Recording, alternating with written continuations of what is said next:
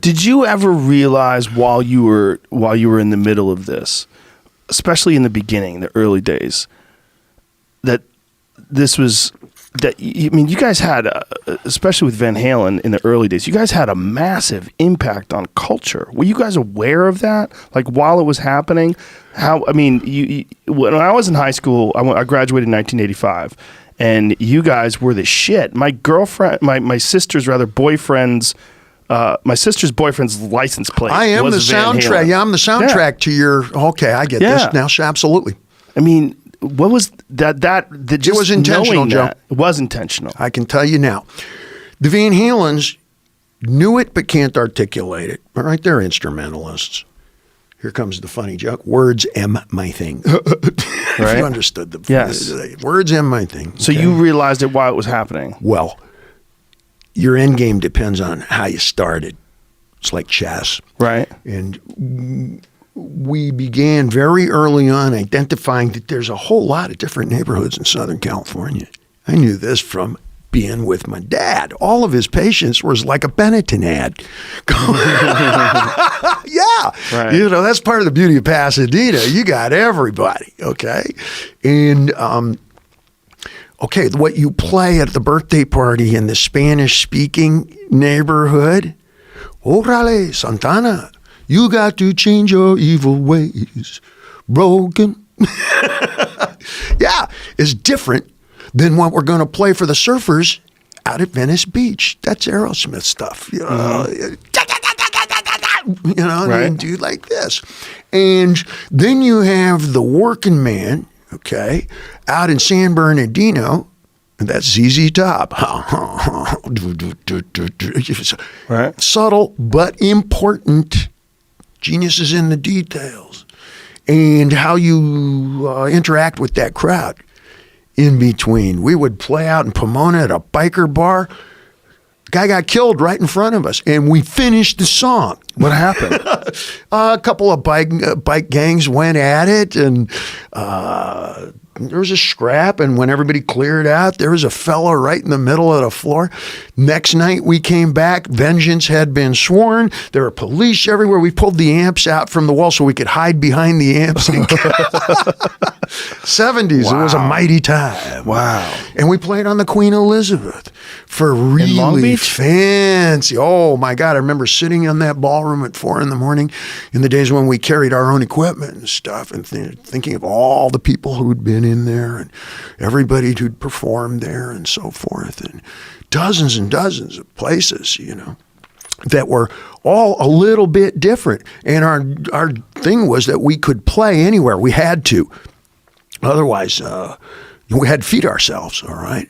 And that meant 5 45-minute sets a night, 6 nights if you could get it. And we would ping pong all over the Southland. Anywhere we could drive for 2 hours. 2 hours north, south, or east is how we would do. And every neighborhood was a little different. And that shows up in the music. You know, now you can take a look at something like Dance the Night Away or Jamie's Crying. There's a Latino influence in that, okay? That's Ricky Ricardo.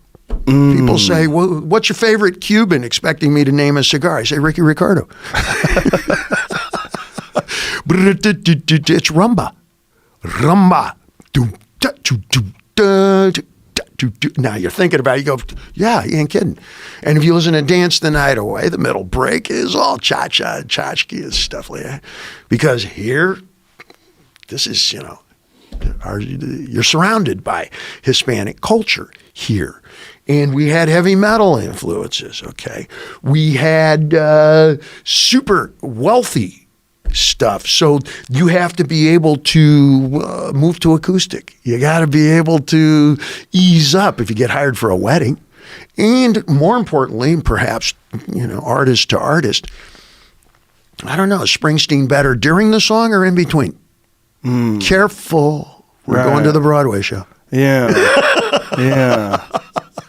That's about a $12,000 ticket now, and I'm guessing before T-shirt, right? And I'm guessing that I haven't seen the whole show. I saw some of it on Netflix, and the very pivot of it is the in-between songs. Yeah. The songs are almost secondary, they're almost peripheral to his narration and his descriptions and his poetry. Well, he's such a deep guy. Like, you have to hear the in-between stuff. You want to hear him brood. You want to hear him talk. You want to hear him think about things. Yes. And where do you learn that? Where do you learn that? The road.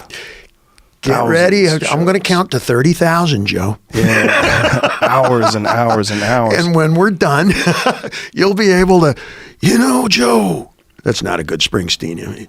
You're a good man, Joe. What I was trying to get at was, like, does it ever freak you out? Like, when you're ever alone and you think about what you guys did and what you've done in your career, does it ever freak you out? Like, the impact that you've had. If you looked at the amount of human beings that have had the kind of impact that you've had, it's the tiniest fraction of a percent, like the amount of human beings that can relate to your personal life experiences. I'll paraphrase the James Brown movie. There's two of them. Both of them were helpfully produced by Jagger. Okay. And he does an interview. He goes, there's a little bit of me in every record you hear. Yeah. He's in the DNA in there. There's a little bit of David Lee Roth in there. Yeah. There's a little bit whenever you see videos today. Doesn't matter if it's hip hop, doesn't matter if it's rock and roll, doesn't matter if it's classic or Pitbull. You dig? You can trace it back. You follow, right? And it's not. I don't think of it as impact. That's a result. What's the verb? Contribution. Yeah. At family reunions, whatever, we go around. Everybody picks a word, and my favorite word ever was contribution. Did you try?